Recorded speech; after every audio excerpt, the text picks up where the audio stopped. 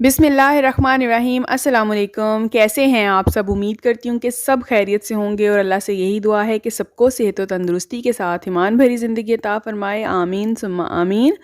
आज एक फिर ट्रैवलिंग व्लॉग लेकर आई हूँ आपके लिए। आज हम जाएंगे अत्ताबाद लेक पर।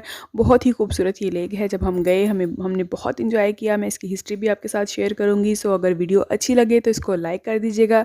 चैनल पर नए हो और अभी तक चैनल को ज्वाइन नहीं किया तो इसको सब्सक्राइब करके बेल का आइकन प्रेस कर ले। तो अब चलते हैं इसकी कुछ डिटेल्स की तरफ कि अत्ताबाद लेक क्या है, कैसे बनी। ये जनाब गिलगित बल्तिस्तान का खूबसूरत सा इलाका हुंजा वैली उसके गोजल रीजन के अंदर वाक़या है। बहुत ही खूबसूरत ये लेक है। और 4 जनवरी 2010 की लैंडस्लाइडिंग जब हुई थी, एक मैसिव डिज़ास्टर था, नेचुरल डिज़ास्टर। उसके नतीजे में ये जो दरियाए हुंजा है उसके बहाव को रोक दिया था लैंडस्लाइडिंग ने, और फिर इसके बाद ये लेक जो है वो बनी थी। बहुत ही खूबसूरत ये लेक है।